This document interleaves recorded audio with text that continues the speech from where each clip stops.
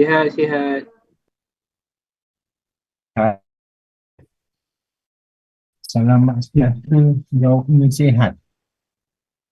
Okey, kita akan sambung kuliah. Saya dah bagi dekat Telegram. Okey. Sekarang saya akan share.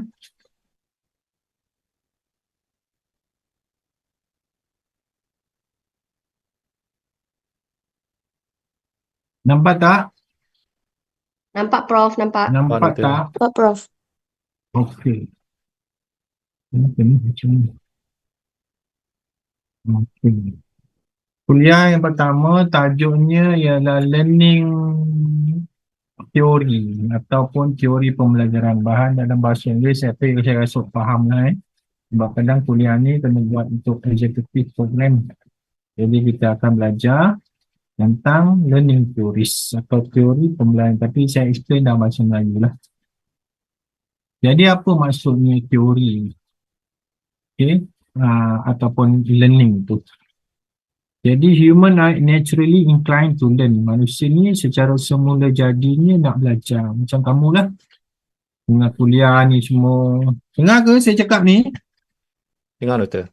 Dengar Prof. Okey, jadi any process that in living organism, mana-mana proses dalam organisma hidup ni yang membawa kepada permanent capacity change, perubahan yang kekal, perubahan yang kekal, which is not solely due to biological maturation or aging. Kalau ikut Inderis 2007. Jadi pembelajaran tu ialah proses perubahan kekal pada mana-mana organisma hidup. Bukan terhadap pembangunan biologi dia, perkembangan biologi dia ataupun kematangan, tetapi permanent change pada keupayaan manusia. Macam kita lah jadi pendidik, apa maksud mendidik?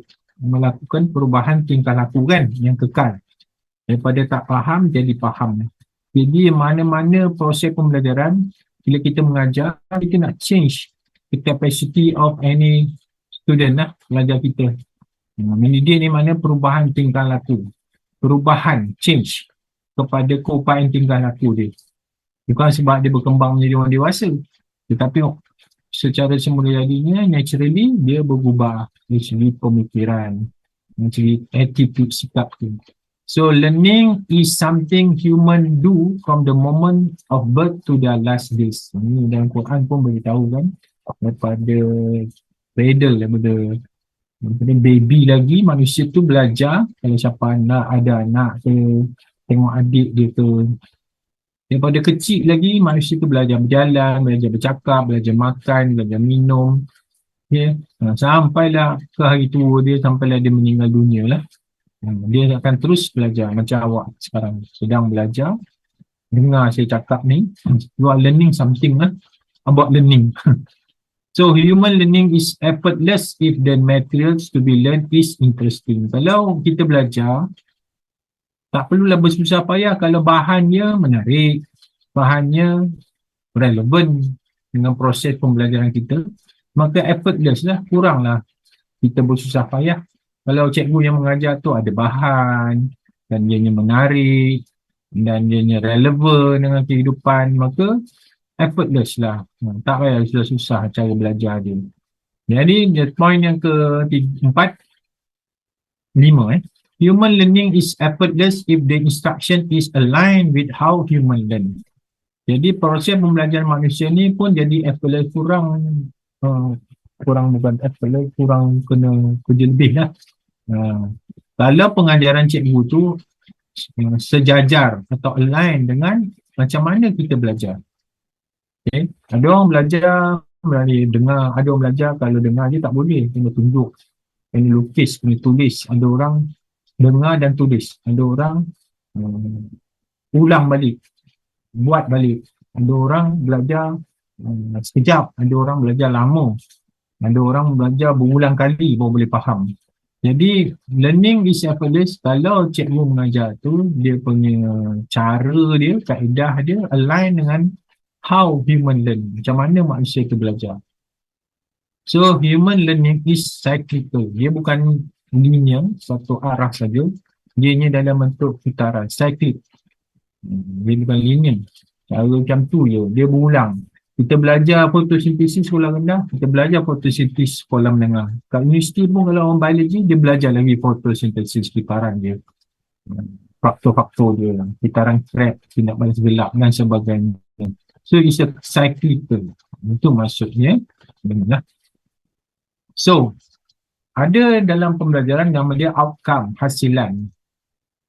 Hasilan ni macam saya tulis tadi, hasilan pembelajaran khusus. Bila kita mengajar, kita kena ada outcome. What to expect. Apa yang dah kita jangka daripada pengajaran kita. Apa outcome tu? Something that is acquired by effort. Sesuatu yang boleh diperolehi dengan usaha lah. Kita bagi matematik, penyelesaian, kita ajar dia, kemudian dia kena buat latihan. Dia kena ada effort yang buat latihan. Kalau kita ajar biologi, sesuatu fenomena dan sebagainya, maka kita kena terangkan dan dia kena baca dan dia kena faham tu effort dia. Baru dia boleh dapat sesuatu lah, something. Yang kedua, ya. Siapa nak tanya tu? Hello? Ada orang nak tanya saya ke? Tak ada Prof. Saya tak ada. Oh, saya tertekan, sorry. Kalau nak tanya tak apa, boleh berhentikan. Kemudian yang keduanya, outcome ni acquisition of something. Memperolehi sesuatu lah. Kalau kita ajar dia buat eksperimen, kemudian dia buat eksperimen tu, kemudian dia memperolehi sesuatu daripada proses pembelajaran. So what we teach, apa yang kita ajar, kita mesti tahu apa outcome ni lah. Belajar dapat buat apa, macam objektif. So what is learning? Learning, bulat yang kedua tu, behavioral change. Yang kita ukur ni ialah tingkah laku kan. Behavioral change in apa? In knowledge, in understanding, in attitude and skill. Behavior. Bila kita tanya, bila kita ajar, kita tanya balik. Knowledge lah tu. Understanding lah tu. Cikgu dah beri definisi pencemaran, contohnya kan. Apa maksud pencemaran? Knowledge. Apa yang faktor-faktor yang menyebabkan pencemaran? Understanding. Kemudian, apa sikap yang betul kalau kita nak elak daripada bumi tercemar? Attitude. Bagaimana nak mengatasi masalah pencemaran? Skill. Jadi dalam behavioral science, changes tu ialah knowledge, understanding, attitude and skill. Jadi bila kita mengajar ni, is a behavior change. Perubahan tingkah laku. Pemikiran susah nak baca kan dalam otak ni. Dah kahwin bertahun-tahun pun, kalau tengok muka isteri ke suami ke, dah bertahun-tahun kahwin ni, apa dia fikir? Susah nak tahu apa dalam otak dia. Yang kita boleh baca adalah behavior change, tingkah laku, perubahan tingkah laku. Kan, orang dah faham, dia angguk-angguk. Orang dah faham, dia boleh buat penyelesaian, orang boleh jawab soalan. Itu behavior change. Macam dalam pejabat pun sama. Kita datang lambat kerja atau datang cepat kerja. Itu behavior kan. Dalam mesyuarat tindakan, behavior, tindakan siapa? Behavior. Sama juga dengan belajar. Bila dia belajar tu, yang kita ajar tu, yang kita nak ubah tu ialah tingkah laku. Solat contohnya orang semayang, yang Islam semayang. Is behavior. Ambil semayang, behavior.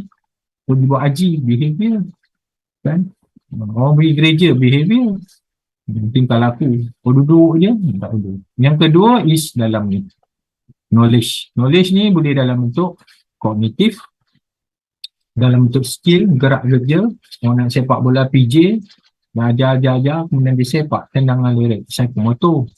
And those related to values and attitude. Kita suka belajar biologi, kita suka belajar mathematics.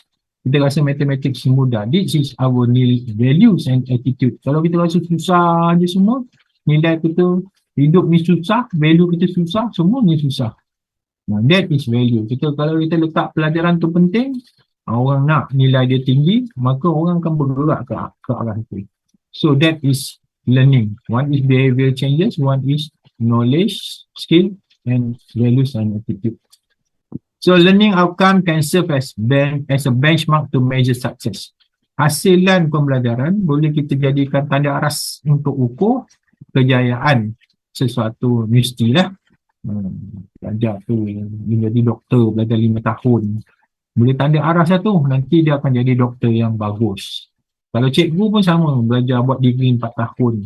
Atau buat diploma 3 semester.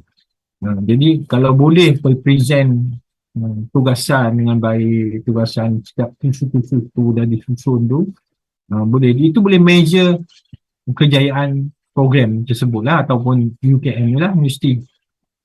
So learning outcome as being something that student can do now. Apa yang pelajar boleh, measurable. Di akhir kelas, pelajar dapat menyatakan definisi elektrolisis dalam fizik kan. Can do now that they could not do previously. Sebelum ajar tak boleh buat, lepas ajar boleh buat.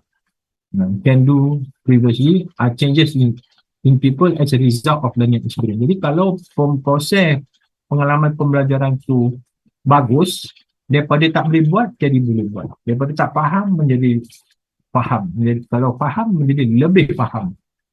That is to do the best. Satu hari manusia ni mestilah lebih baik daripada hari sebelumnya kan, biasa dengar tu kan. Jadi bila kita mengajar, kalau kita ajar sekian punya fakta, sebelum tak faham, sekarang tahu. Sebelum ni tak tahu macam mana nak buat nak bercucuk tanam dan sains tanian tu. Bila kita belajar, kita boleh bercucuk tanam. Okay. Kalau itu Watson. Kalau Bloom, ni taksonomi Bloom lah. Bloom ni orang, dia kata apa? Encompass a wide range of student attribute. Dia mengandungi range, unit yang besar, ciri-ciri pelajar. Sebab pelajar ada dalam kelas kita ada macam-macam orang. Ada yang miskin, ada yang sederhana, ada yang kaya, ada yang punya latar belakang yang baik, ada yang background yang bagus, ada yang mempunyai keupayaan, ada pemahaman yang cepat. Dia mempunyai wide range. Bukan semuanya bijak atau bukan semuanya sederhana, bukan semuanya lemah. Di campuran. Ada kelas yang bagus, ada kelas yang tak bagus, ada kelas yang campur semua sekali. Jadi ada wide range of student attribute and abilities. Kita ajar, ada yang faham, ada yang kurang faham, ada yang tak faham pun ada. Tak faham ajar. Both cognitive and effective. Jadi abilities ni dari segi pemikiran dan perasaan. Ini belum apa-apa lagi susah, semuanya susah. Memanglah jadi susah. Sebab efektif tu dah susah. Kalau cikgu matematik ni tak pandai ajar lah, semua susah. Jadi kenalah usahakan jadi mudah. Which are a measure on how they experience and supported their development as individual. Jadi benda ni attribute dan abilities ni secara kognitif dan efektif boleh diukur lah bagaimana mereka mengalami dan bagaimana kita boleh support development sebagai individu. Ada setengah orang tu dia duduk dengan anak dia belajar, bila anak dia belajar dia membantu anak dia, itu support. Ada cikgu pelajar tak faham, dia ulang, dia pergi kat pelajar mana yang tak kurang jelas atau dia terang kat kelas, dia support. Bagi motivasi, support. Itu penting lah. Okay. Jadi apa, what does learning mean to you? Kamu pula. Masuk belajar pada kamu apa dia? Itu gambar tu, tengok. Siapa nak jawab ni?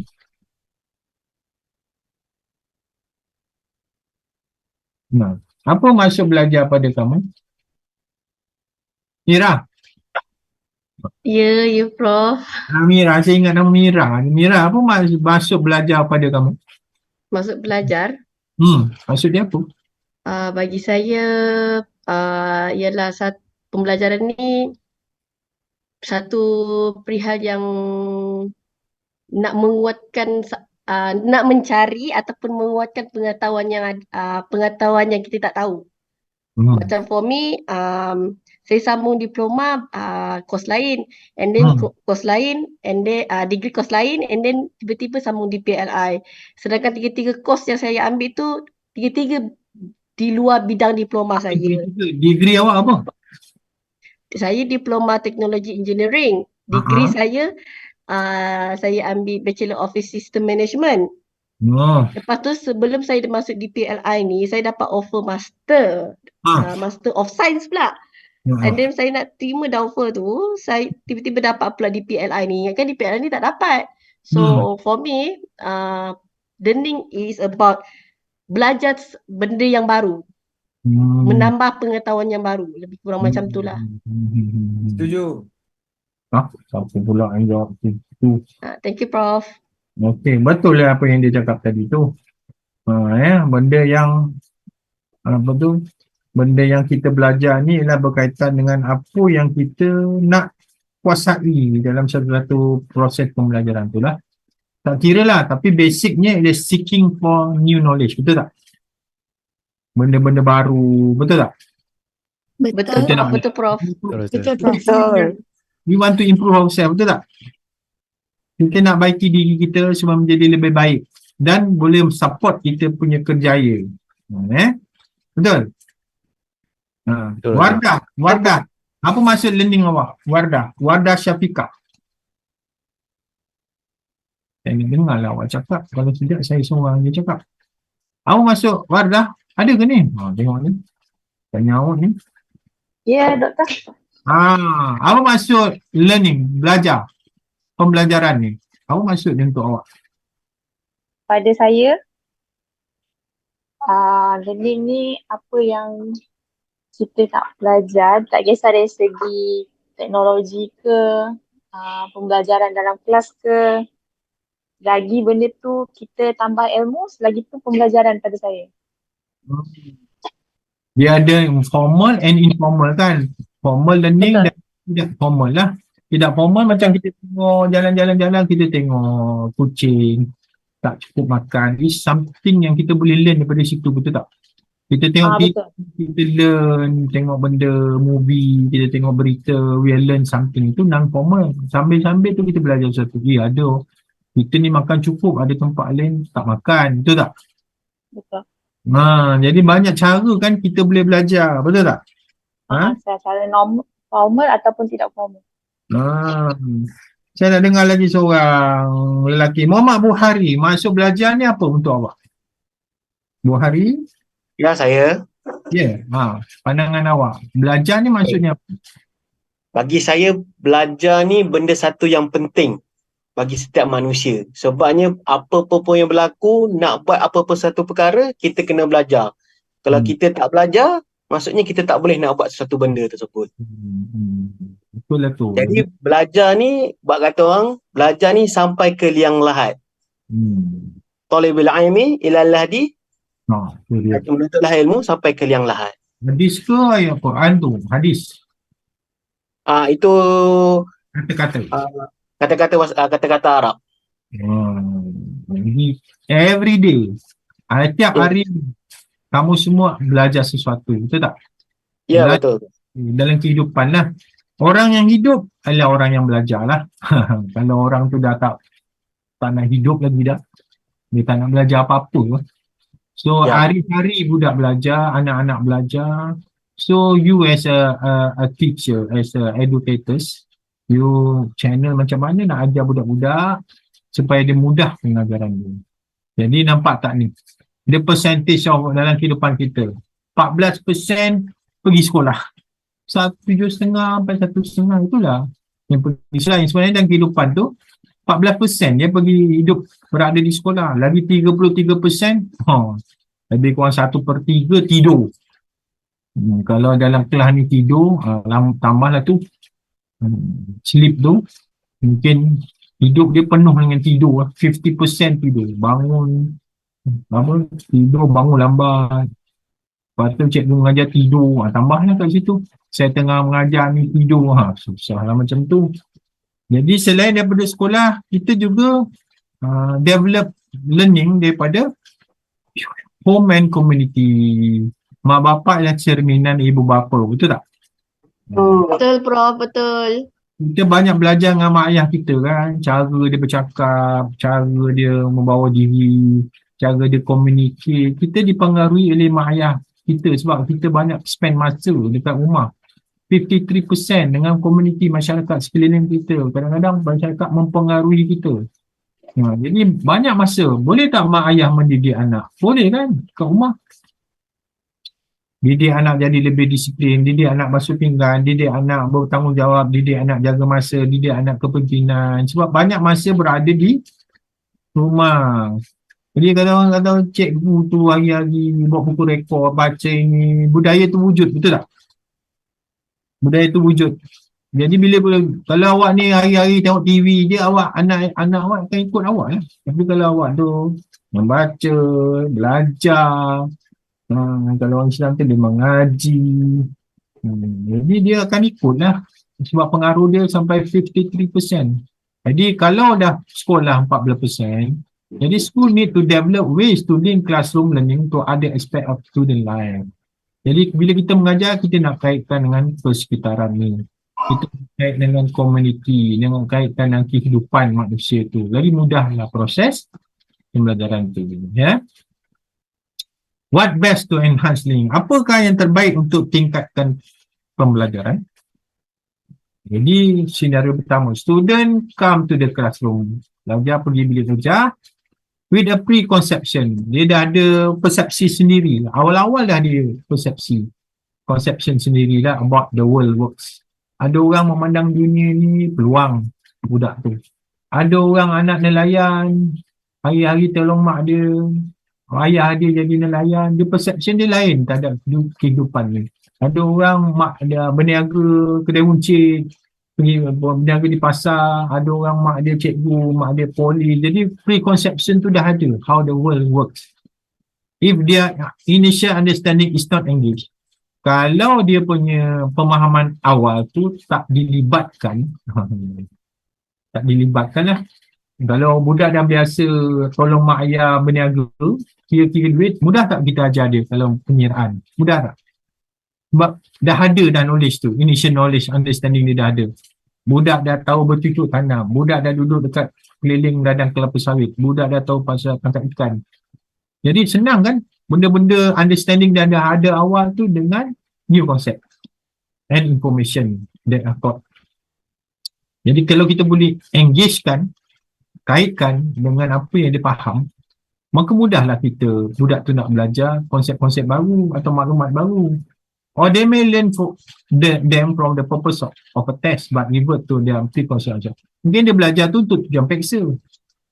Tapi apa pun dia belajar, dia kaitkan dengan preconception dia outside the classroom. Okay. Mak ayah dia doktor contohnya. Jadi dia macam terdedah dengan kehidupan dia sendiri kan. Jadi bila cerita pasal biologi, kehidupan sakit, dia tak boleh faham. Mak ayah dia kalau kat Felda contohnya, kelapa sawit getah. Bila cerita pasal kelapa sawit, dia boleh preconception dia dah ada. Kita initiatekan. Jadi kalau kita boleh kaitkan apa tu orang kata, pengalaman lepas atau pengalaman sekelilingnya dengan pemahaman dia, adalah mudah kita mengajar dia. Tetapi masalahnya bukan semua orang yang mempunyai pengalaman yang sama. Kedua, to develop competence in an area of inquiry. Student must. Jadi untuk meningkatkan lagi kompetensi dia dalam inquiry, nak mengetahui lebih lanjut, inquire benda-benda, nak dapatkan satu, pelajar tu mesti apa? Have a deep foundation of factual knowledge. Jadi bila kita mengajar, kita kena bagi factual knowledge tu lah. Sebab pelajar tu kena ada asas, deep foundation, asas yang kukuh tentang fakta. Nak belajar tentang halaju, kita kena faham apa maksud halaju tu. Kita nak belajar pasal kepekatan bahan kimia, kita kena faham deep foundation of the factual knowledge, apa maksudnya kepekatan. Itu jangan tak boleh hafal je, pemahaman tu penting. B, understand facts and ideas in the context of conceptual framework. Jadi semua benda ada fakta, ada idea, ada ilmu, ada pandangan dalam konteks framework yang tertentu. Kalau kita belajar agama, kita kena dalam bentuk conceptual framework. Agama pun ada fiqh, syariah, macam-macam kan. Ada ilmu-ilmu dia tertentu.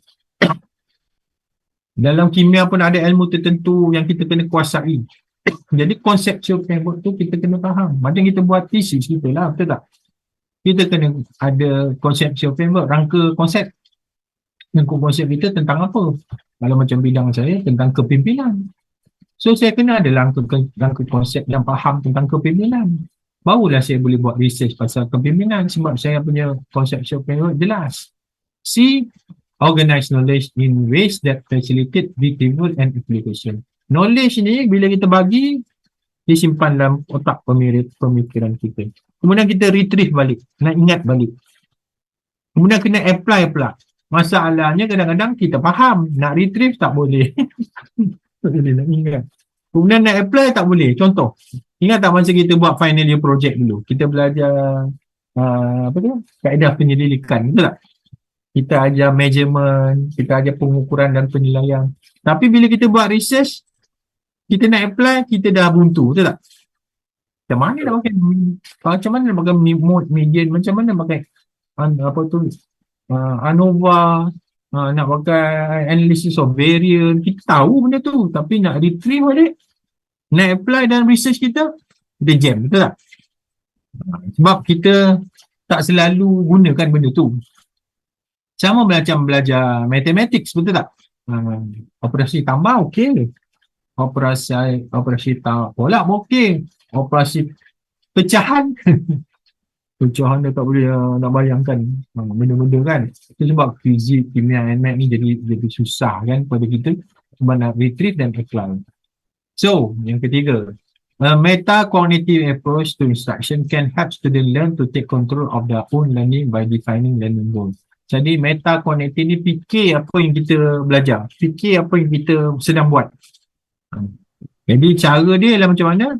Define learning goal. So, cikgu kena dah tetapkan objektif ataupun matlamat pembelajaran dan pengajaran itu. Monitor dia progress. So, cikgu kenalah pantau kemajuan pelajar dia.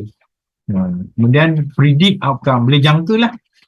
Kalau ajar gini-gini, budak boleh faham, kita boleh jangka outcome, hasilan dia macam mana. Budak boleh explain, budak boleh buat rumusan, budak boleh menyelesaikan masalah. Explain to oneself in order to improve understanding. Dia boleh terangkan pada diri dia dan mungkin kepada kawan-kawan dia supaya lebih memahami. Contohnya, kalau saya belajar-belajar, saya belajar bentuk kumpulan, saya terang kat kawan, saya lebih faham tak? Lebih faham tak? Dia faham tak tu? Lebih faham kan? Bila kita belajar, Faham. bila kita belajar, kita take control, kita tahu cara belajar yang terbaik, kemudian dia boleh improve diri dia. Contohnya katakanlah budak tu dia biasa duduk kat rumah, sekali bila result dia bagus, dia hantar asrama penuh. Bila asrama penuh, dia tak biasa duduk dalam keadaan belajar macam tu, dia tak happy. Bila tak happy, dia boleh belajar tak dengan bagus? Mungkin mungkin dia minta mak ayah dia ambil balik kan. Ada yang ramai tu duduk asrama, tak boleh prep hours yang long hour belajar macam tu, bangun pagi dia tak boleh. Jadi dia kena tahu lah proses pembelajaran dia macam mana. Okay, so ni teori ni kenapa kita kena belajar, ini saya rasa tak perlu saya terangkan lah sebab semua orang dah buat degree masing-masing. Jadi teori suppose that can express proportionally one understanding. Teori ni kena ada lah, teori motivasi, teori pembelajaran. That's why kita kena belajar teori. Second, those proposition cadangan are expressed in such a way that can be hypothesized. Macam teori motivasi Maslow. Manusia ni kena penuhi fizikal dia dulu. Makan, minum, tidur. Itu semua hipotesis. Kemudian bila dia buktikan, barulah jadi teori itu stabil. Okay.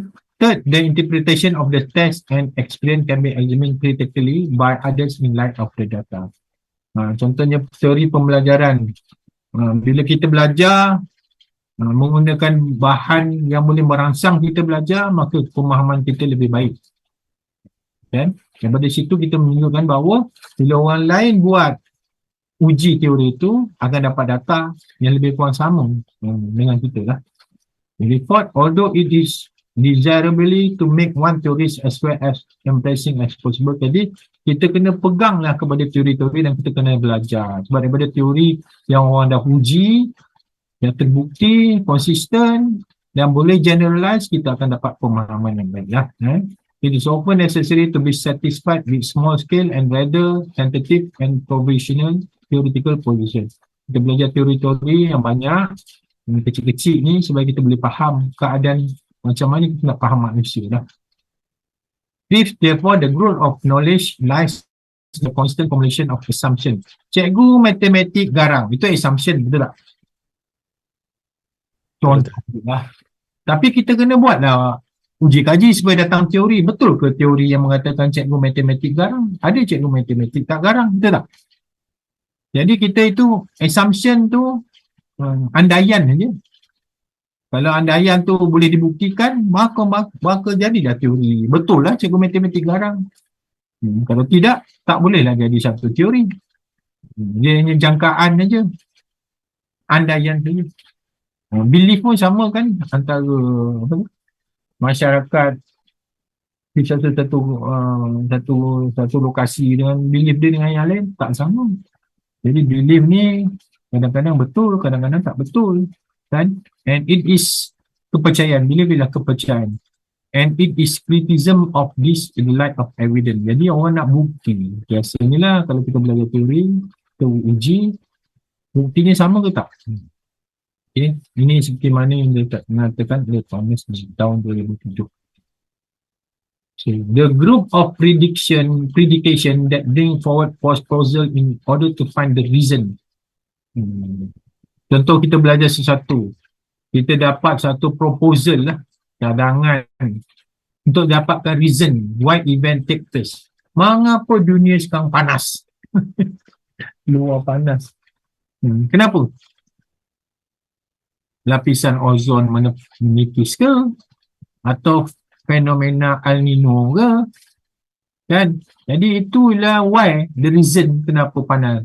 Kenapa musim bulan 11, bulan 12 hujan tak habis-habis macam baru-baru ni? Why? So you have to buat predication lah to find the reason sebab musim monsun. Kan? Jadi in the sense of theory that is plan that help to realize some certain ideas in line with previous design plan. Jadi setiap tahun bulan 10, bulan 11, bulan 12 sampai bulan Januari hujan, banjir. Jadi kita dah boleh agak, betul tak? Dalam tu dulu peperiksaan bulan 11, jadi kita kena lewatkan atau awalkan supaya tak berlaku banjir lah, tak ada masalah tu. So teori tu akan bergerak as follow lah, sebagaimana yang telah ditetapkan keadaan-keadaan dia macam ni kan. A way to explain a set of facts. Satu cara teori ni nak menerangkan set fakta-fakta. Connecting the dot lah dalam otak kita ni ada banyak benda kita fikir. Kita nak kaitkan macam ni dengan macam ni. Apa reason dia? So accepted theories connect a wide array of data dots. Okay. Bila kita masuk hutan, kita kena ada ilmu atau teori tentang kelangsungan hidup. Okay. Macam mana kita tak sesat. Macam mana kita gunakan kompas, ilmu tentang kompas untuk masuk hutan. Kita gunakan anak sungai untuk cari arah dan sebagainya lah. Atau guna bintang kat mana nak bertunjuk arah. Macam orang pergi kat padang pasir, macam mana dia tahu arah ke satu-satu kawasan tu? Sebab dia connect each dot tu. Bintang ni gini-gini, arah dia ke sana. Okay. This theory have been confirmed to a variety of different type of research study. Jadi dia bergantung kepada try and error juga lah, research.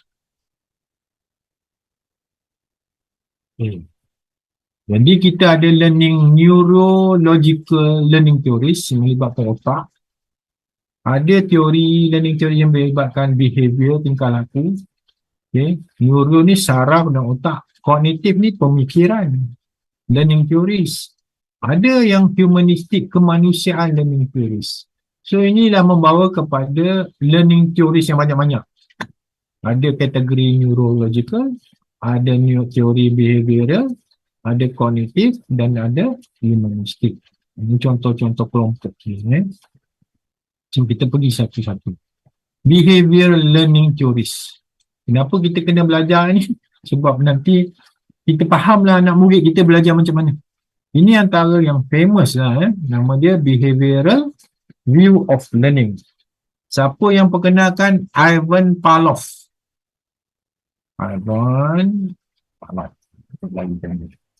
Dia kata apa? Teori learning, proses pembelajaran Ivan Pavlov. Learning as relatively permanent change. Belajar adalah satu secara relatifnya berubah secara kekal in behavior. Atau behavioral potentiality that occurs as a result of experience. Jadi belajar tu bermaksud apa? Permanent change, perubahan yang kekal dari sudut tingkah laku Okay. Atau behavioral potentiality atau tingkah laku yang berpotensi kita lakukan yang berlaku hasil daripada pengalaman. Kan orang jalan-jalan-jalan masuk lubang jalan kaki. Jadi pengalaman dia kalau dia lalu jalan tu dia berhati-hati sebab sebelum ni pengalaman dia lalu situ masuk lubang kan. Dia kalau kat situ dia kena hati-hati sebab ada yang anjing yang garang. Contohnya lah. Jadi next time bila dia lalu situ dia kena buat kayu ke, dia buat batu ke supaya kalau anjing kejar dia baling. Ataupun dia tak lalu jalan tu lah. Point kedua kalau ikut Palo is based on the principle of stimulus and response. Kita belajar sebab ada rangsangan, stimulus. Kenapa kita belajar? Kita tertarik dengan cikgu punya cara mengajar yang merangsang kita dan kita bagi respon kan. Jadi kalau cikgu tu respon, kita tertarik, kita tanya, dia respon, maka kita nak belajar. Ada sesuatu yang menarikkan kita nak belajar, betul tak? Ada sesuatu yang menyebabkan kita nak sambung belajar kita. Kan? Apa rancangan dia tu? Macam awak ni buat diploma, apa yang merangsang awak buat diploma ni?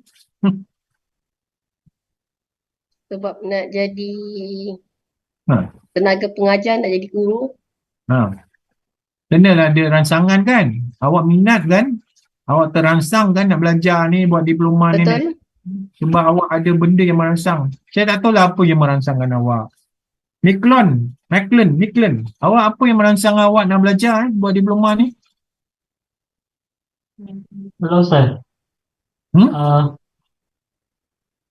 Merangsang saya ingin menambahkan ilmu pengetahuan. Dia Yang tu merangsang awak nak dapat knowledge lah. Pengetahuan. Kan? Jadi kalau lagi apa lagi yang nak cakap? selain itu minat. Ya, minat.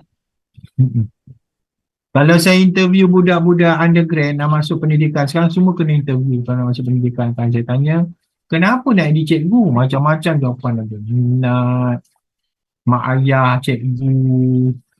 Dia kecil lagi nak jadi cikgu. Boleh. Ataupun dia tertarik dengan cikgu dia, personality cikgu dia. Itu yang merangsang dia, betul tak? Ada tu nak jadi guru kerana nak menyebarkan pengetahuan, betul tak? Mungkin kerjaya tu menarik. Itu yang stimulus lah. Kan ada yang nak jadi cikgu sebab dia nak sambung belajar lagi sampai PhD pun ada juga. Cikgu pun boleh mudah juga nak sambung belajar. Dan ada respon yang baik lah, betul lah. Kalau orang bagi respon yang baik, kita pun bagus. Okay. Jadi benda ni, behavioral view of learning oleh Irvine Palo ni is rooted in the late 19th century studies. Dia dah buat turun ke-19 kan ni. Ni dah abad ke-21 ni. Abad ke-19. How people behave and the emergence of discipline of psychology. Jadi dia ni berdasarkan tingkah laku, behave, dan adanya masa tu disiplin baru nama dia psikologi. Kan? So dia base kepada anjing lah. Tak apa shock benda ni. Tapi tak apalah. Dia punya research dia based on anjing. Before conditioning, sebelum conditioning, bagi makanan. Okay. Bila bagi makanan, apa respon anjing ni? Salivation kan. Keluar air. Beliau. Air meleleh. Makanan tunjuk ni stimulus dia. Rangsangan dia kan. Bila bagi rangsangan ni, apa respon anjing ni? Meleleh air liur dia kan? Beliau. Terliur lah. Air meleleh. Air liur meleleh. Ni Palo punya kajian. Kan? Bila bagi makanan, automatically air liur anjing ni meleleh. Saliva dia keluar. Unconditioned response. Unconditioned stimulus. Tapi ni before conditioning, kalau dia bunyikan fork ni, ting bunyi. Bukan makanan. Keluar tak air liur dia? Apa pula lah. Tak Fork. ada. Tak adalah, keluar bukan makanan. Jadi before conditioning, sebelum conditioning, bunyikan fork ni, dia neutral stimulus, anjing tu tak ada respon lah. Sebab tak ada saliva keluar, bukan makanan. Tapi, kalau during conditioning, bunyi fork, ting atau bunyi loceng. Dia pakai fork lah. Abang Pak Long ni. Bunyi loceng, bawa sekali makanan. Pasal bunyi, nampak makanan, apa respon anjing tu? Air liur meleleh kan? Ya. Version kan? Air liur meleleh. Sekarang ni, tak payah bawa makanan, bunyi ting. Meleleh tak air liur dia? Ini. Meleleh. Sebab apa dia ingat bila bunyi je tuning fork tu, maka dia ingat makanan ada. Betul tak? Itu after conditioning. Jadi ni Pavlov punya. Presented a dog with an unconditioned stimulus, food would provoke an unconditioned response. Salivating. Bila buat makanan, automatik air liur dia keluar. Jadi bila kita ubah, taruh makanan dengan loceng atau bell ke fork tu berbunyi, akan automatik keluar saliva. Bila kita buang makanan, bawa tung dia automatik. Macam kita dah. Duduk asrama, betul tak? Kling! Time makan. Macam robot lah turun dekat dia orang makan tu. Ni tak lama lagi bulan puasa kan? Bangun sahur kan? Dulu kalau duduk asrama, kalau saya dulu lah dekat sekolah Victoria Institution, sekolah KL tu, duduk asrama kat sekolah tu, Victoria Institution Hotel, diketuknya tiang ting ting ting ting, sahur semua kena turun lah. Kalau tak makan sahur nanti letih, tak ada tenaga. Macam automatik lah turun, bunyi kena ketuk tiang bawah tu, makcik tu dia orang makan terketuk, turun lah bawah, rasa dah lapar dah. So ini satu daripada teori pembelajaran.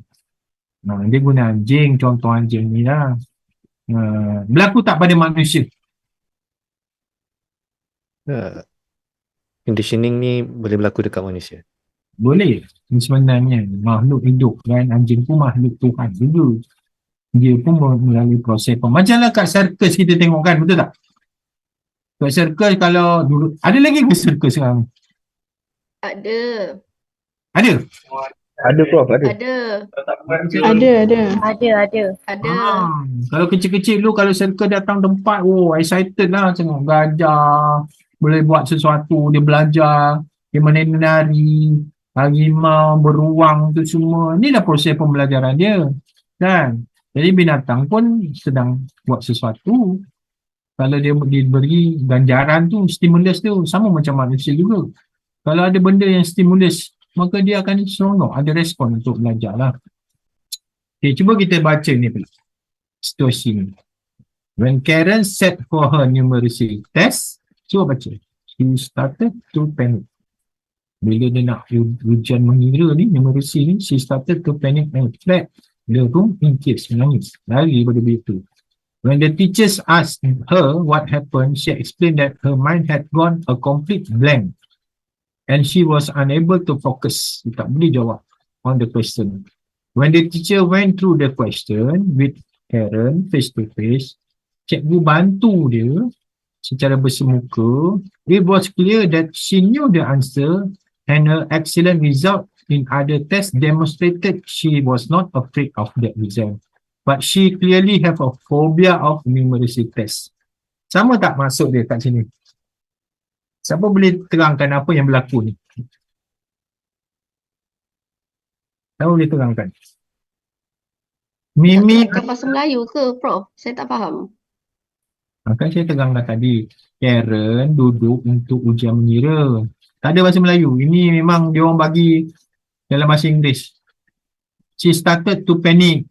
Lepas dia nak duduk tu dia panik lah, dia lari. Nangis-nangis. Kemudian cikgu tanya dia apa yang berlaku. Dia kata mind dia had gone complete blank. Dia blank lah, tak boleh fikir. Dan dia tak boleh fokus pada soalan. Faham kan saya cakap ni? Faham Doktor? Faham, Prof. Faham. Faham. Bahan ni memang dibagi dalam bahasa Inggeris sebab penyelaras ni Dr. KJ ni dia mengajar juga subjek-subjek lain kepada pelajar China lah apa dia. Jadi dia bagi kita, so kita explain lah. When the teachers went through the question, bila cikgu sama-sama duduk tengok soalan tu dan terangkan soalan tu pada Karen face to face, dia terangkan lah. It was clear that ini jelas bahawa dia boleh jawab dan dapat markah yang lebih lagi lah. Ada test demonstrated dan sebenarnya dia bukan takut exam but phobia pada numeracy test.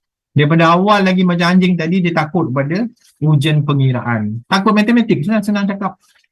Yang sebenarnya kalau dia explain boleh. Kan? Tengok tak cerita Blind Side movie tu? Siapa tengok cerita Blind Side? Ada siapa-siapa tengok cerita Tak Blind tengok tu lah. American football tu? Tak tengok. Yang lelaki hitam tu ke, yang keluarga putih tu dia ambil anak angkat, dia main football tu. Dia ambil Saya tengok. kan? Dia American football, cerita betul tu. Dia anak terbiar, mak dia prostitut lah senang cakap. Kemudian dia terbiar, tak ada orang jaga. Kemudian ada satu orang putih tengok dia, pasangan tu, ni cerita betul. Ambil dia duduk dengan keluarga dia. Tapi bila cikgu dia buat exam, written exam, dia tak boleh jawab. Ni cerita dia macam ni juga. Sebab apa? Dia punya ingatan dia boleh explain tapi dia tak boleh tulis. Dia tak boleh tulis dalam bentuk, dia tak boleh jawab dalam bentuk tulisan. Tapi kalau tanya, dia boleh jawab. Ingat tak cerita tu? Ingat. Ingat. Itu Ada. cerita tu, Prof.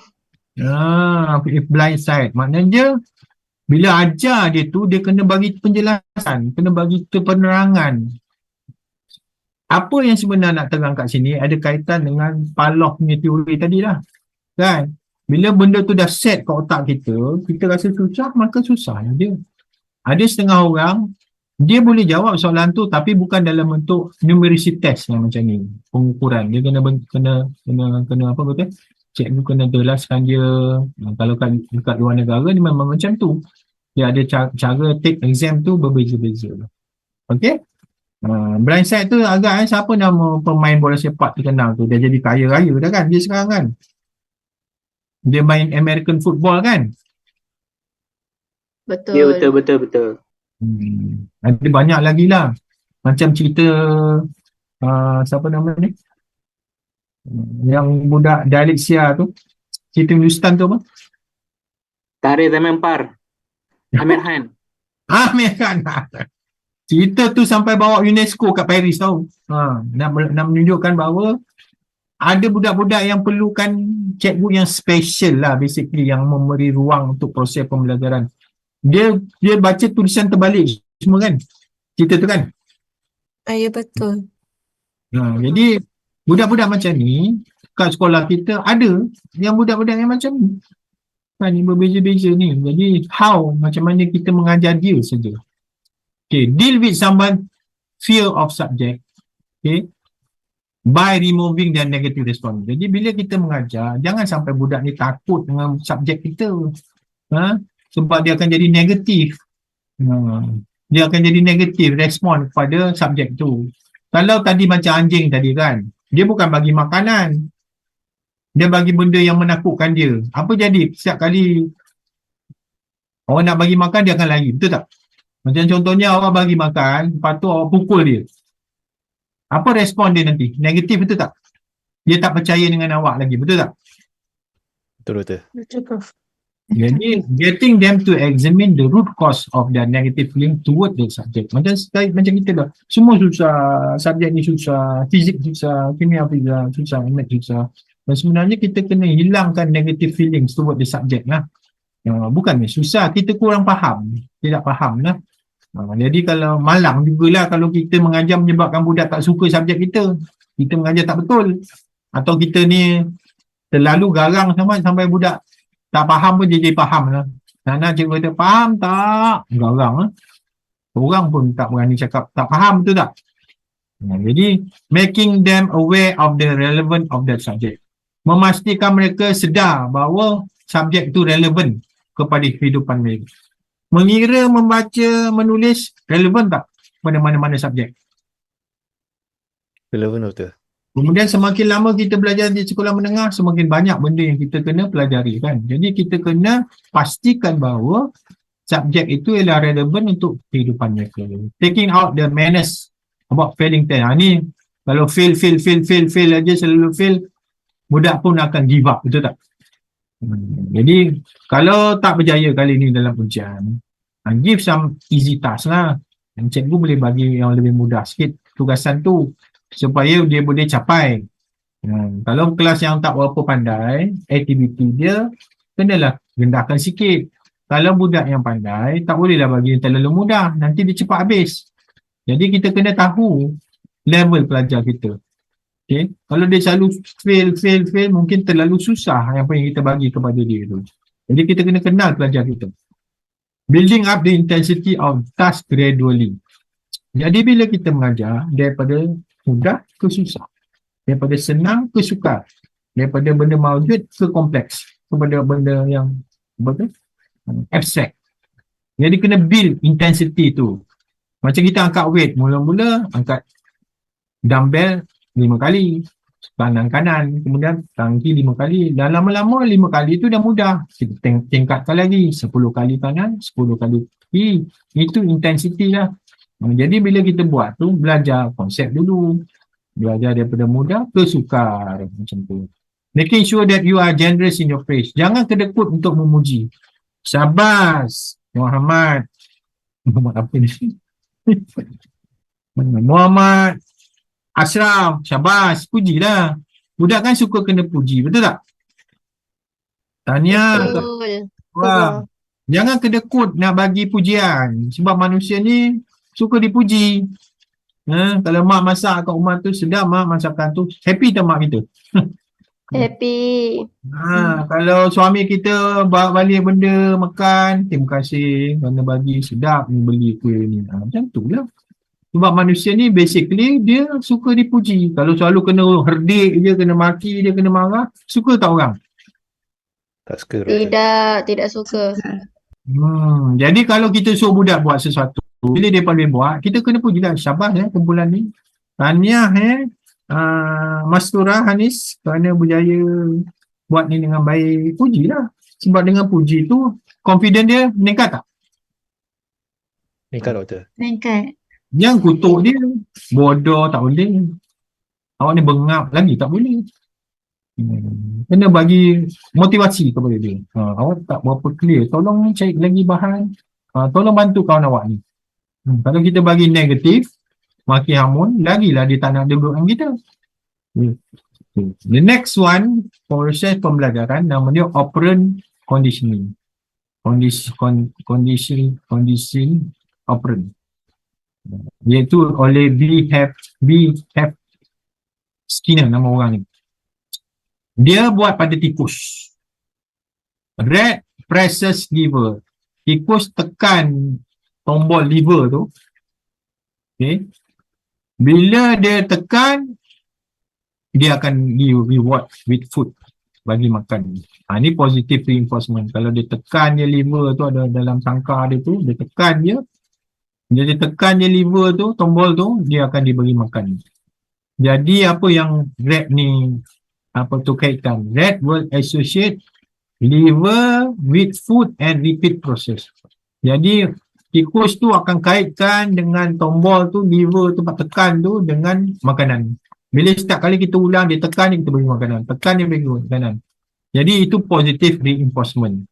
Tapi kalau negative reinforcement, pengukuhan negatif, bila dia tekan dia, kena electric grid.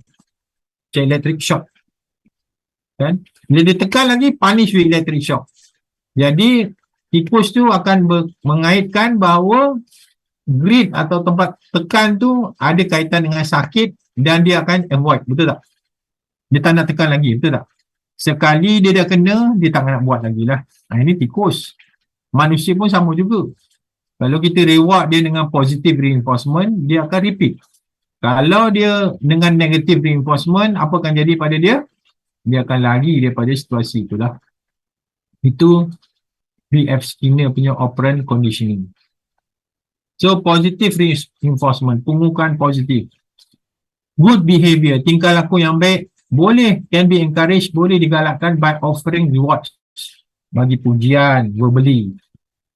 Bagi hadiah, bagi bintang lah paling tanda, tak nak keluar duit buat bintang tu, bagi stiker smiley tu ke, setiap kali dia dapat jawab, bagi dia reinforcement smiley atau bagi bintang. Berapa bintang dia dapat pada penghujung pengajaran tu. Jadi ini positive reinforcement. Kalau negative reinforcement, pengukuhan negatif, the likelihood of poor behavior can be discouraged through pairing. Jadi kita tak nak kata tak pandai lah, kita hukum dia berdiri kat kursi ke. Kalau macam tu dia jadi malu.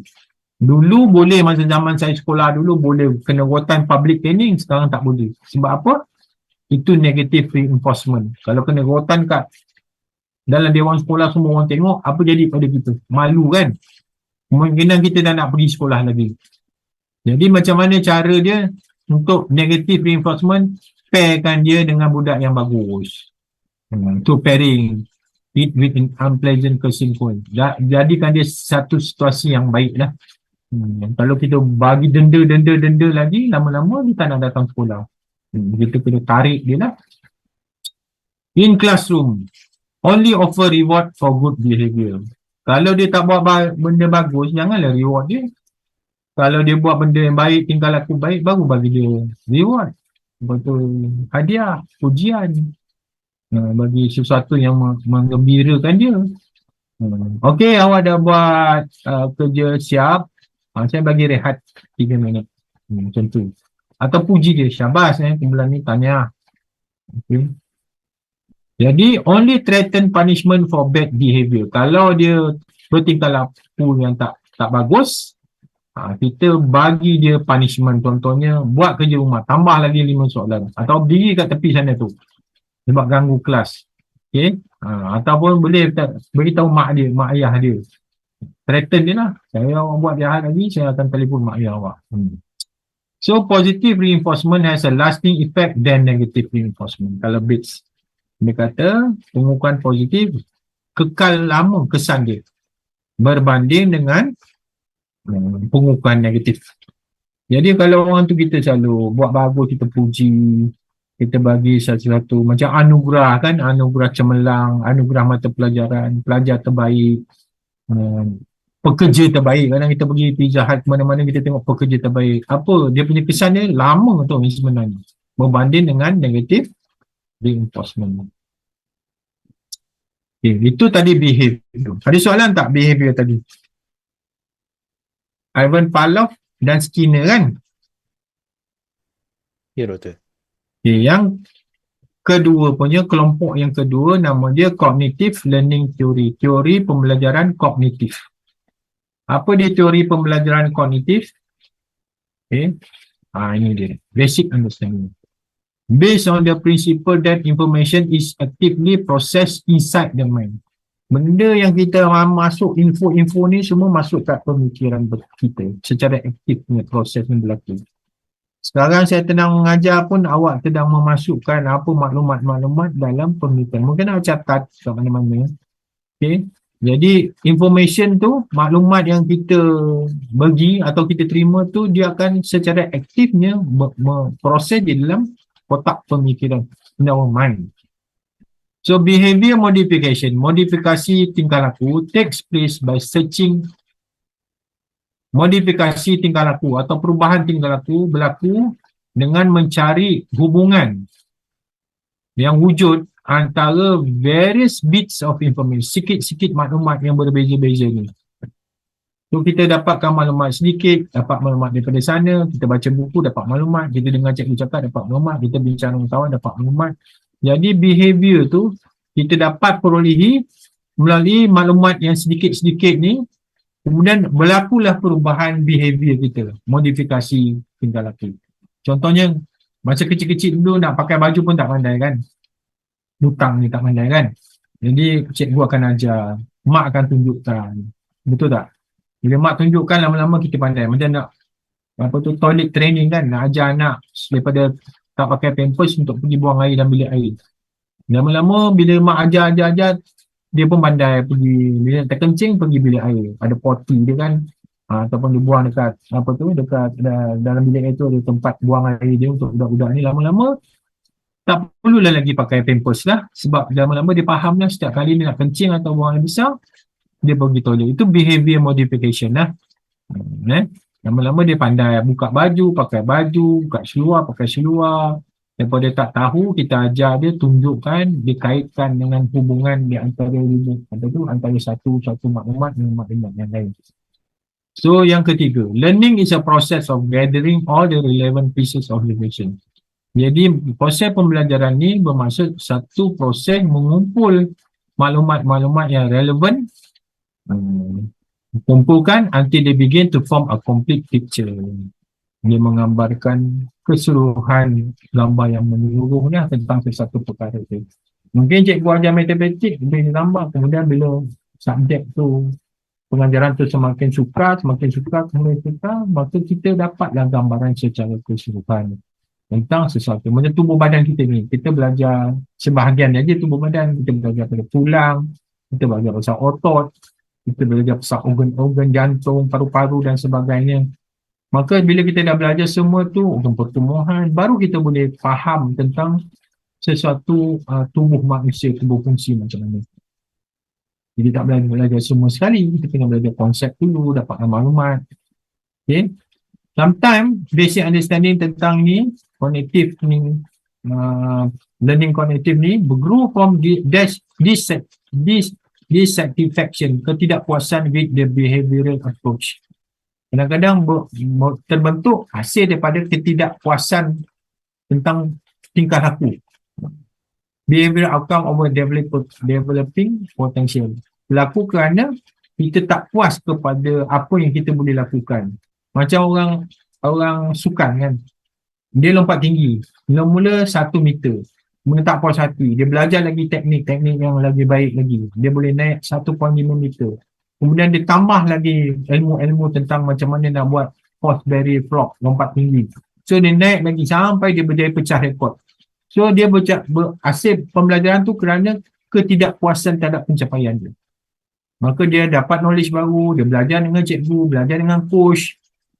Jadi dia akan dapat potensi yang lebih baik lagi dah. Developing potential. Jadi sama macam kita juga. Kadang-kadang kita belajar tak jelas, tak faham. Kemudian kita belajar lagi.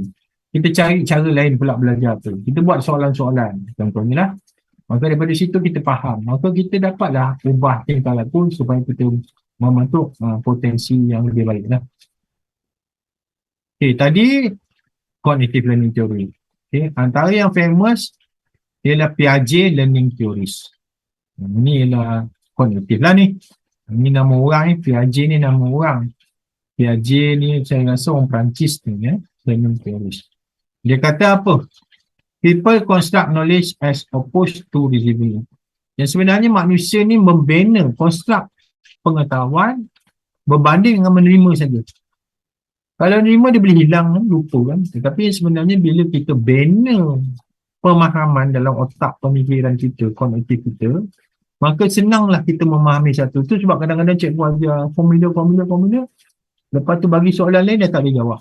Sebab kita tak construct knowledge tu dalam otak kita. Yang kita buat, kita hafal je formula tu.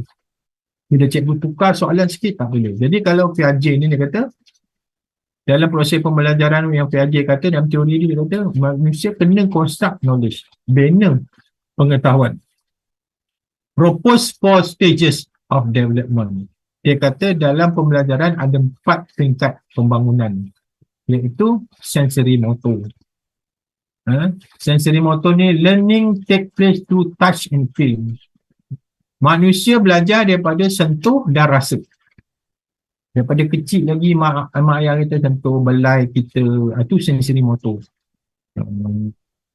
Tepuk belakang anak-anak kan, kalau baby itu semua kena bukung, kena peluk. That is touch and feel. Itu sensory motor. Kadang orang tua pun kadang-kadang bila kecewa dia need somebody, shoulder to cry on, tempat nak menangis, dia sensory motor kan. Kemudian kawan dia tepuk belakang dia, sabar. Itu is sensory motor. Yang kedua, pre-operational. Pre-operational ni sebelum melakukan sesuatu, ability to arrange object logically start to develop. Jadi keupayaan untuk menyusun objek secara logik dah mula terbentuk. Budak dia main blok kan, kemudian dia susun blok, dia tinggi-tinggikan blok tu, dia mula pre-operational. Maknanya kalau dia susun blok-blok Lego tu, apa jadi kepada perkembangan dia? Dia menyusun menggunakan tangan dan perimbangan dia supaya dia boleh susun sampai jadi tinggi. Budak melukis tu, dia develop pre-operational dia. Maknanya dia gunakan gerak laku tangan dia untuk buat bulat. Dia dah mula menyusun secara logiknya lah. Dia mula berfikir secara, kalau bagi pen, dia mula nak melukis. Itu pre-operational. Yang ketiga, concrete operation. Dah mula secara tetapnya dia boleh melakukan. Lukis bulat, kita cakap dia pun boleh lukis bulat. Ability to think logically about object and event start before more structured. Jadi bila kita ajar yang mudah kepada yang susah. Buat bulat, kemudian kita berajar buat 3 segi, 4 segi. Kan? Dia concrete operational. Dia gunakan pergerakan tangan untuk buat secara logiknya tentang sesuatu objek tu. Kita tengok orang tanam pokok, mesti dah tanam dengan biji benih, betul tak? Pre-operational dia, kita kena tahu bahawa perlu ada biji benih. Bila tanam biji benih, kena siram, kena ada cahaya. Concrete operational secara logiknya, kalau kita tanam, mesti ada cahaya, mesti ada air. Itu concrete operational. Jadi kalau formal operational, abstract thinking. Macam mana nak bagi pokok tu berbuah? Nak mula fikir lebih formal lagi lah. Sekian-sekian kena baca. Sekian-sekian kena baca. Abstract thinking. Mungkin kita kena perlu cantas dahan-dahan yang tak berkenaan lah. Abstract thinking. And verbal reasoning to develop. Jadi kita boleh jedaskan reason, alasan-alasan kenapa pokok kita tak berbuah, kenapa daun kita kuning. Formal operation, sebab kita tak baca, sebab kita tak, macam sekarang musim panas, kita tak siam dia pagi petang. Maka secara logiknya kita boleh berfikir dan reason pokok tu akan mati. Pokok dengan daun dia kuning dan akan meluruhkan daun dia. So ini nama dia Piaget learning theories. Dalam Piaget learning theories dia ada skema pemikiran ini. Child develop a mental pattern to understand. Ada soalan ke? Ada siapa-siapa nak tanya ke? Kalau nak tanya berhentikan saya. Kalau baik hati tolong share sini. Apa dia? Tak dengar. Apa dia? Ni ke? Siapa tanya tu? Ke awak tertekan ni? Tekan Prof. Sorry Prof. Okey, skema ni. Skema ni, child develop a mental pattern to understand his or her world. Dalam otak pemikiran kita kanak-kanak ni, dia ada memandang dari sudut. Kalau budak-budak ni kecil ni, umur setahun, 2 tahun, apa dia punya pattern mental dia? Mak ayah, betul tak? Susu, betul tak? Betul Prof, betul. Dia Faham? pilih mak dia je. Dia tahu mak ayah dia. Cuba orang tak biasa ambil dia. Nangis tak? Nangis, dia tak nak. Nangis. Kalau ayah dia ambil dia, ayah dia pergi jauh-jauh berbulan-bulan, balik, dia nak ke dengan ayah tu? Tak nak. Tak nak kan? Sebab dia understand. Kalau dia dengan mak aja, dengan mak aja. Kalau dia duduk ngatuk, duduk ngatuk. Jadi dunia dia atuk dia. Mak dia pergi kerja tempat lain, tu pergi kerja tempat lain. Jadi dia close dengan atuk dia. Jadi yang dia faham, skema dia, atuk dia. Jadi skema ni yang memain peranan kepada pemahaman otak manusia ni. Kan, pemahaman dia terhadap dunia. Ada orang tanya, apa falsafah hidup awak? Contohnya kan. Falsafah pegangan hidup awak apa dia? Contoh. Nurul Diana Nadira. Kalau saya tanya kan, skema awak ni, awak pegang pada apa ni pemikiran awak ni? Awak faham dunia ni apa? Apa falsafah hidup awak?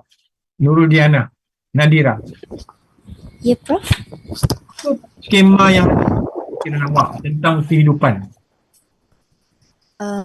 Pada pandangan saya, skema kehidupan ni lebih kepada kita punya dari segi pengetahuan dengan kita punya pendirian lah. Contoh macam kalau kita dah tahu sesuatu pengetahuan tu and then kita nak aplikasi ke dalam kehidupan kita, mesti kita ada prinsip yang kita nak juga kan. Maksudnya kita kena selarikan kita punya pendirian dengan pengetahuan kita. Contohlah bagi saya untuk skema tu. Itu dia punya pegangan lah. Tapi soalan awak melihat dunia, pemahaman terhadap dunia ni apa? Apa yang sebenarnya awak faham tentang kehidupan dunia ni atau dunia awak tu? Nurhanisah binti Musa. Ada ke? Nurhanisah binti Musa tu dah hilang. Hilang. Ji Xiaofui dah ada dah? Tak ada lagi, Prof. Dia pukul 1 lebih. Rosila ada? Ada. Apa yang awak faham tentang dunia hidup awak ni?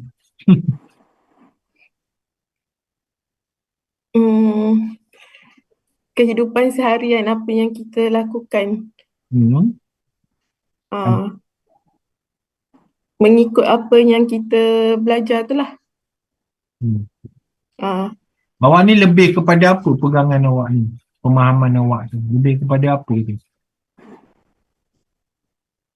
Lebih kepada macam mana pegangan macam mana? Ada orang dia pegang hidup dia sementara. Kalau ni lah dia tanya dunia dia ialah dunia dan akhirat. Contohnya lah. Nak mengejar kekayaan, melihat sesuatu ialah peluang. Itu dah dia pemahaman dia tentang kehidupan dia. Awak apa? Untuk memajukan diri saya lah. Macam mana saya nak mengubah kehidupan saya yang hari ini untuk ke masa hadapan. Jadi awak memandang dari sudut itulah. Kita nak improve diri awak supaya masa depan awak lebih baik lah kan? Lebih baik. Yang tu yang saya nak tahu. Siti Rahimah, awak punya pegangan nak understand your world, dunia awak macam mana? Apa yang awak Okey. Saya punya pegangan hidup ni sekali dan maksudnya kita akan belajar, proses pembelajaran tu berterusan. Maksudnya setiap hari akan ada benda perubahan yang akan berlaku. Jadi setiap yang kita lalui itu buat yang paling terbaik. Yang saya belajar daripada kesilapan-kesilapan lah. Maksudnya buat yang terbaik selagi kita hidup. Itu mental pattern awak lah. Jadi setiap orang ni dia ada mental pattern dia tersendiri. To understand his or her world. Dia nak faham dunia di sekitar itu. Kadang-kadang kita melihat luar je, kita tak pernah tengok di dalam kita tu macam mana. Itulah skema nama dia. Kita buat sesuatu tu ada dia punya skema panduan kita lah. Ada orang timbang tara dia agama, ada timbang tara dia mak ayah dia, ada timbang tara dia knowledge, ada timbang tara dia kerjaya dia, ada timbang tara whatever lah tu. Jadi anak-anak ni, budak-budak kat sekolah ni kan ada macam-macam kelas kita, betul tak? Masing-masing dalam pemikiran dia tengok kita tu tak ada apa. Ada tengok kita tu is seeking knowledge, cikgu ni menyampaikan ilmu. Cikgu ni ada kat depan kita ni nak membantu kita melihat ni bahawa ini ilmu ni cikgu nak sampaikan. Jadi can use, sebelah tu can use ada template or pattern. Mungkin kadang-kadang bila kita dah belajar, kita duduk hostel, campur-campur orang, boleh tak berubah kita punya pemahaman tentang dunia ni? Boleh doktor. Boleh adapt tak? Macam kita ni kena jadi askar. Kita ni anak manja. Tiba-tiba kita dah daftar dan jadi army kan. Kita tentera laut. Kita adapt tak benda tu? Dengan apa yang faham. In conjunction with the schema tu. Kita kena adjust kan? Kita nak edit. Cikgu kita kena adjust. Kita kena suka murid. Kita kena suka menyampaikan ilmu. Betul tak? Betul, Prof. Betul, Prof. Jadi tak bolehlah kita kata kita ni pendiam. Tak boleh suka cakap. Saya ni anak manja, anak bongsu. Tapi bila jadi cikgu, kita kena ubah, betul tak? Kita kena ubah skema kita, betul tak? Kita kena sampaikan ilmu, faham tak? Kalau kita jadi army, kita kena macam ni. Fit, kita kena tegas. Kan watak-watak tu tak sama, betul tak? Skema dia kan tak sama. Bila kita jadi pengetua besok, lain pula watak kita, betul tak? Betul. Betul, Prof. Jadi balik jadi cikgu biasa, baru jadi cikgu 2-3 tahun, lain. Naik pangkat besok jadi penolong kanan ke whatever, jadi pengetua, jadi pegawai, jadi pengarah. Skema dia akan berbeza-beza. Makin tinggi, skema dia melihat luas, betul tak? Betul, Prof. Of helicopter view, macam ni helikopter. Kalau kat tanah je nampak bawah. Tinggi lagi nampak keliling tu ada sungai. Tinggi lagi nampak kawasan tu, province tu, daerah tu. Nampak satu Putrajaya pun boleh. Jadi skema ni boleh berubah-ubah tak? Boleh. Boleh, Prof. Boleh. Gantung kepada apa yang kita nak adapt dan apa yang kita lalui, betul? Betul. Betul, Prof. Betul Prof. Jadi bila kita ngajar, kita kena faham benda ni. Bahawa budak-budak ni kemungkinan dalam otak dia benda lain. So ada adaptation process, proses mengadaptasi. Jadi this allow, ini membenarkan transition, perubahan daripada satu peringkat ke peringkat yang seterusnya. Sekolah rendah ke sekolah menengah, kan tak sama. Sekolah menengah masuk college, sekolah menengah masuk college, masuk universiti. Ada transition tak? Ada perubahan stage tak? Ada. Ada, Prof. Ada. Prasekolah umur 4, 5, 6 tahun, 4, 5 tahun, kemudian masuk sekolah rendah 6 tahun sampai umur 10, 12 tahun. Dia transition from one stage to another stage. Awak boleh bayang tak awak dulu dan awak sekarang? Banyak tak transition yang berlaku? Stage. Banyak. Banyak doktor. Banyak benda yang awak belajar, betul tak? Awak adapt kan? Bila awak pergi satu-satu tempat, awak tadi ada daripada mana tau? Daripada Sabah ujung sekali awak duduk kat Selangor ni. Awak adapt tak benda tu? Transition, tengok orang keliling, cara cakap orang. Adapt. Kan? Kalau saya dengan bercakap orang Semenanjung, saya akan cakap Semenanjung. Tapi when I come to Sabahan, saya akan cakap Sabah. Ada you equilibrium, betul tak? Yes, correct. All equilibrium. Kalau awak jumpa orang Sabah, awak cakap Sabah nak sama. Kan? Bila jumpa orang Sabah, apa khabar? Kan? Equilibrium. Betul-betul. Jadi kita kena, kalau kita silap-silap kita pergi Kota Baru, Kelantan, duduk sana sebulan, 2 bulan, lama-lama kita cakap Kelantan, cakap Kelantan, equilibrium, betul tak? Betul. Kita nak dapatkan equilibrium dan kita nak masukkan asimilasi, nak sama bergaul sepenuhnya dengan sesuatu tu, and then nak accommodate. Kalau kita cakap bahasa baku, orang tak faham contohnya kan. Kita pergi Negeri Sembilan, kita cakap Negeri Sembilan. Benda ni macam adaptation tau. Jadi proses pembelajaran ni kadang-kadang kita kena adapt benda tu. Kalau kita belajar luar negara, tak nak kena cakap bahasa Inggeris, betul tak? Betul. Kalau kita belajar kat Jepun, kena cakap bahasa Jepun lah, betul tak? Betul, Prof. Sebab nak dapat equilibrium, nak dapat assimilation, nak dapat accommodation, supaya awak accommodate, ubah sesuai dengan keadaan semasa. Besok awak akan tukar tempat kerja, pindah jadi cikgu baru, cikgu novice, kemudian naik pangkat. Awak equilibrium, cakap sebagai pengetu dengan cakap sebagai cikgu biasa tak sama, betul tak? Awak kena bagi arahan, assimilate dengan tempat-tempat tu dan accommodate. So ini yang berlaku lah dalam teori ni lah. So when the child, satu kanak tu uses the schema to deal with a new thing or situation. Bila kanak-kanak tu dah ada pemikiran, dia keluar, dia pergi rumah saudara dia duduk seminggu, dia kena deal lah, dia kena berdepan dengan benda-benda baru tadi. Kalau dia duduk asrama, mak ayah dia hantar sekolah asrama contohnya, hantar sekolah agama, new things, benda baru, situasi baru. Itu nama dia assimilation. Dia kena ikutlah peraturan-peraturan tempat tu. Sama dengan bila kita belajar subjek dekat bilik belajar kita. Dan bila kita mengajar, cikgu ni ajar subjek lain, cikgu ni ajar subjek lain. Jadi pelajar ni skema dia, okey sekarang subjek bahasa Melayu. Jadi skema dia kena fikir ayat, kata penghubung, kata sendi. Dia assimilate benda tu dengan apa yang cikgu sedang belajar. Bila dia dah assimilasi, dia akan berlakulah equilibrium, keseimbangan. Bila berlaku keseimbangan, dia dah faham, dia boleh relate tak dengan situasi baru. Ni situation, boleh kan? Jadi timbul pula lagi nanti ilmu baru, dia disequilibrium, dengan keseimbangan, dah tak seimbang balik. Kemudian apa jadi? Dia belajar lagi, betul tak? Bila dia belajar lagi, dia dapat apa? Accommodation, ubah sesuai. Accommodation happen when the existing schema isn't up to the job. Bila tak boleh guna lagi skema lama dah. Or explaining what is going to need to be changed. Contohnya kita belajar photosynthesis sekolah rendah. Sekolah menengah kita belajar lagi. Kita kena tambah lagi equilibrium, tambah lagi situasi baru, disequilibrium, dan kita kena accommodate untuk sekolah menengah punya syllabus pula. Kemudian katakanlah kita belajar sains di sekolah di universiti. Kita belajar lagi photosynthesis, tapi belajar ni ilmunya lagi tinggi. Jadi kita kena disequilibrium dan kita kena accommodate dengan skema yang baru. Okay? Sama juga dalam alam pekerjaan, sama juga dengan bilik kerja kan. Semakin lama semakin susah kita ajar subjek-subjek dia kan. Apa tu, subtopik dia. Itulah yang berlaku dalam proses pembelajaran. So, ini. What is your opinion? Apa pandangan anda? Mr. Harvey is using football. Cikgu Harvey ni, dia guna bola sepak lah. Okay.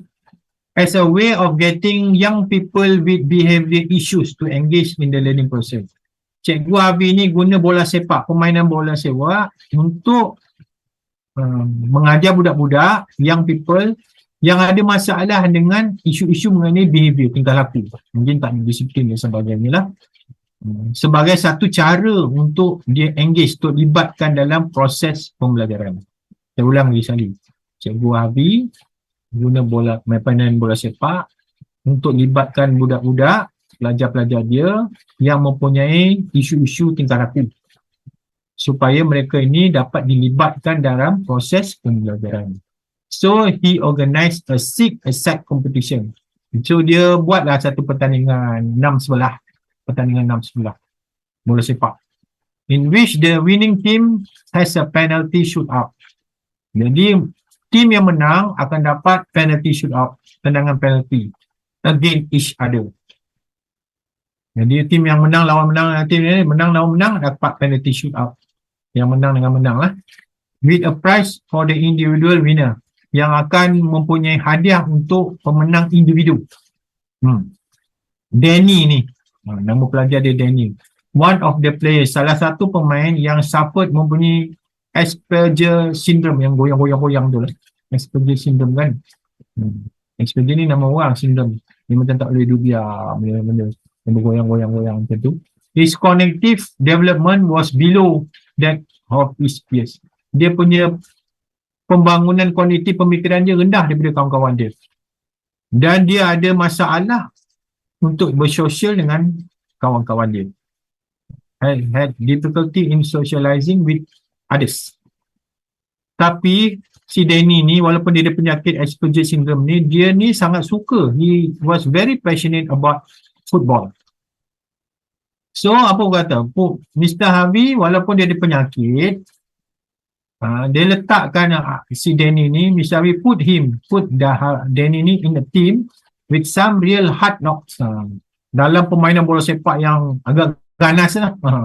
Jatuh dan sebagainya. Some real hard knock in football. So his team won the six-a-side competition. Jadi Danny punya team ni menang pertandingan 6-11 tu. Jadi as they line up for the penalty, semasa mereka beratur untuk ambil penalty, shoot out tu, tendangan penalty, the hardest of the hard knocks whisper to Mr. Harvey that they need it for Danny to win. Jadi yang paling teruk sekali pelajar pemain yang kena hard knock ni jatuh dan sebagainya, fisik kat Mr. Harvey that they need it for Danny to win. Jadi dicadangkan Danny ambil penalty. The sheer joy on Danny's face when he scored the winning penalty.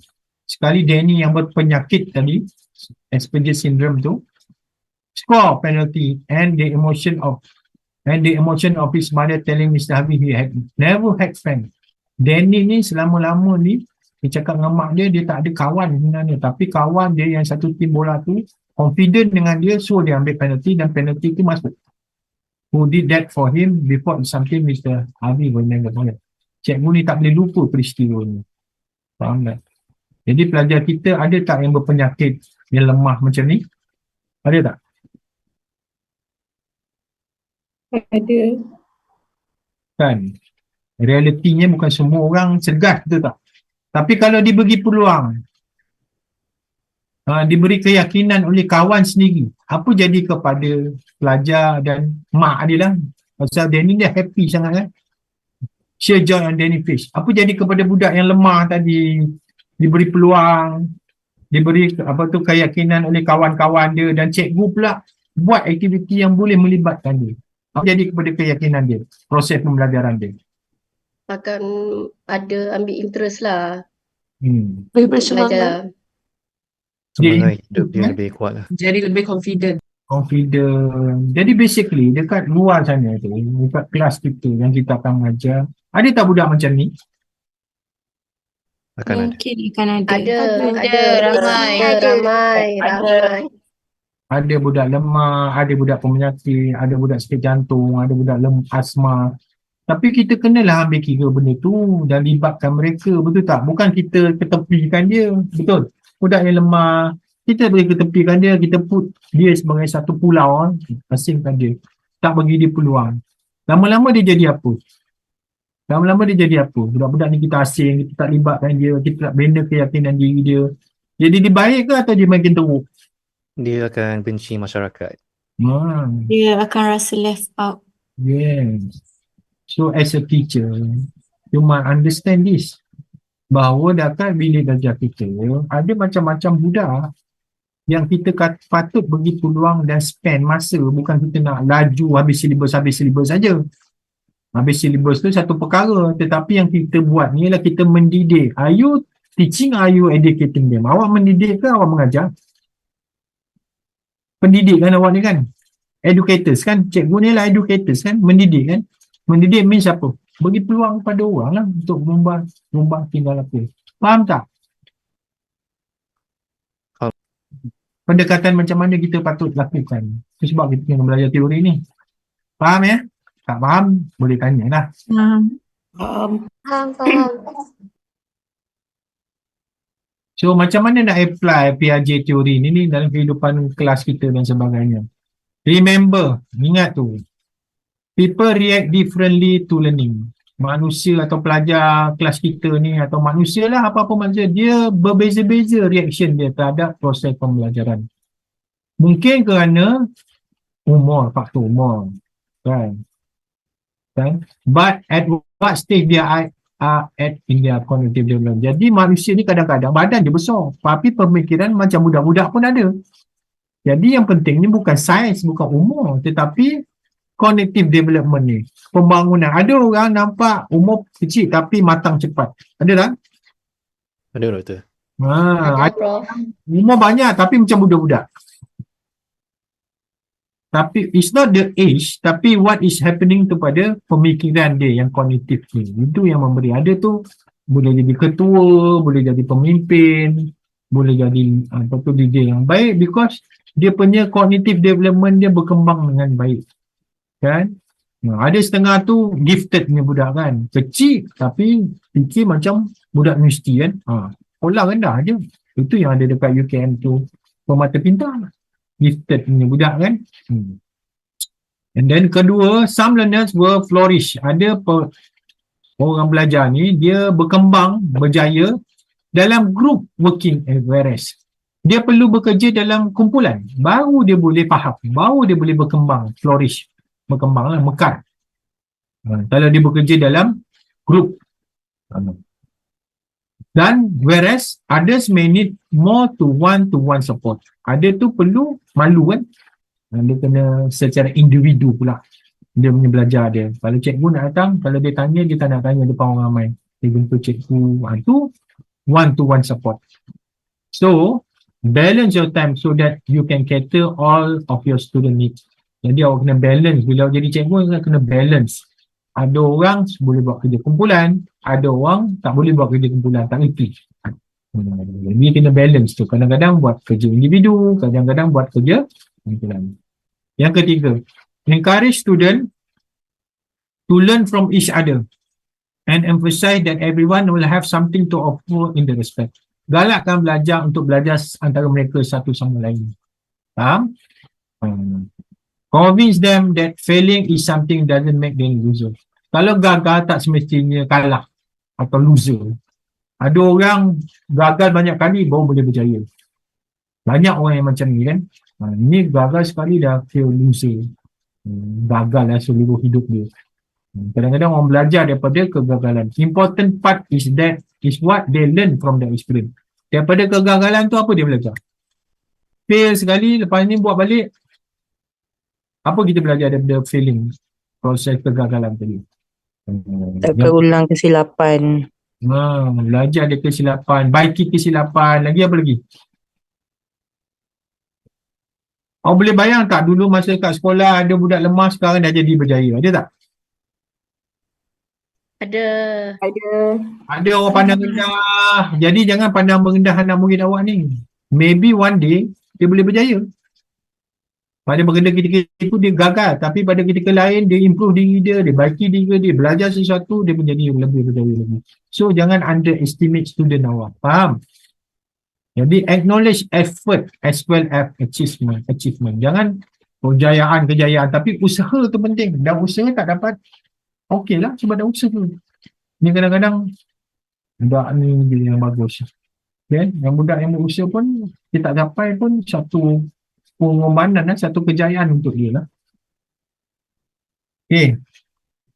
Vygotsky learning theory. Tadi Piaget, ini pun cognitive theory juga. Vygotsky learning theory. Dia kata apa? Thinking develop from outside in. Belajar daripada luar masuk ke dalam pemikiran. They internalize as they interact with others. Dia jadi sebahagian daripada amalan. Internalize ni menjadi amalan lah. Jadi satu yang benda yang menjadi pegangan lah. Bila dia berinteraksi dengan orang lain. We learn more from other people. Kita banyak belajar pada orang lain, betul tak? Belajar pada mak ayah, pada uncle kita, pada kawan kita, betul tak? Ataupun MKOs, more knowledgeable others. Kita belajar daripada orang yang lebih banyak ilmu daripada kita. Kita belajar daripada orang yang banyak melalui asam garam kehidupan, knowledge lah.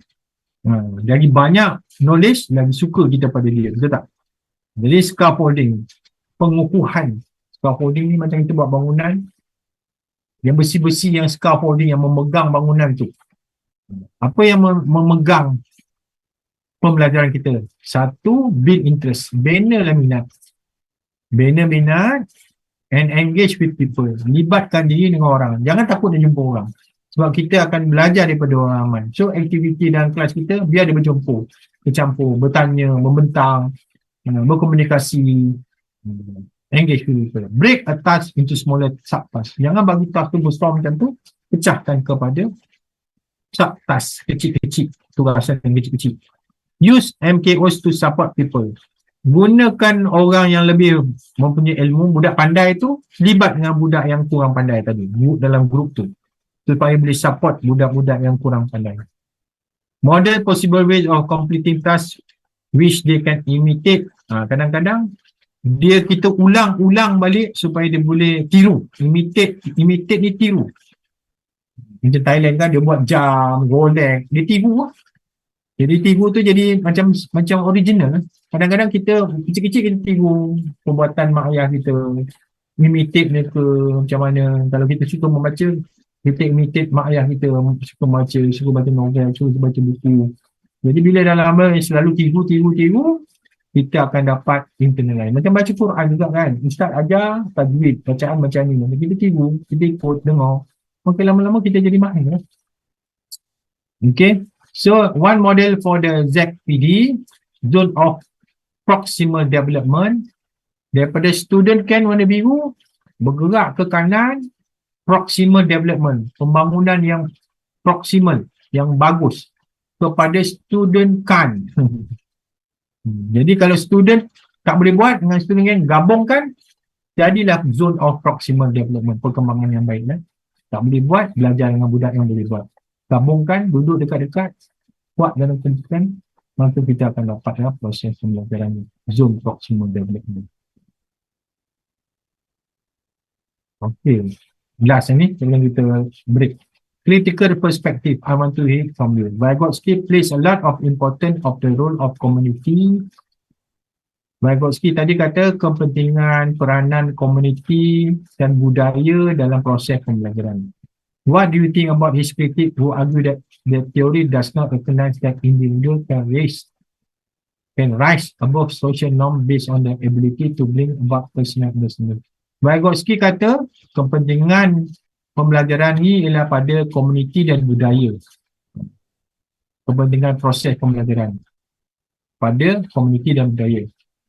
What do you think? Dia kritik bahawa teori dia ni tak mengambil kira apa tu individu.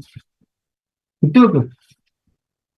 Boleh kita cabar tak teori dia? Dia kata individu tak penting. Yang pentingnya komuniti dan budaya. Boleh ke kita terima ni?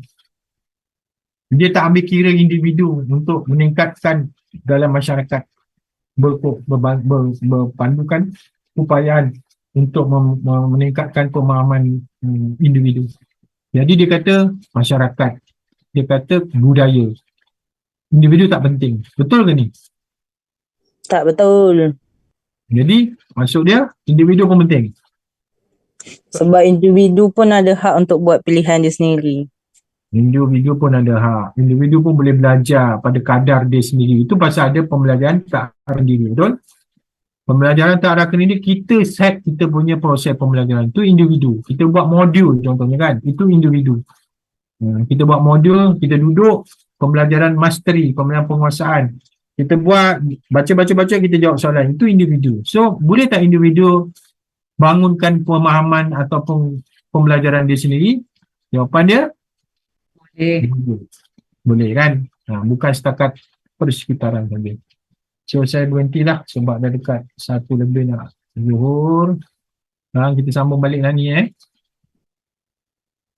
Okay, boleh kita berhenti? Boleh doktor. Boleh Prof. So sekarang kita jumpa balik 2:30 2:30 Okey doktor. Prof. Prof, Okay, boleh. Boleh doktor. Okay.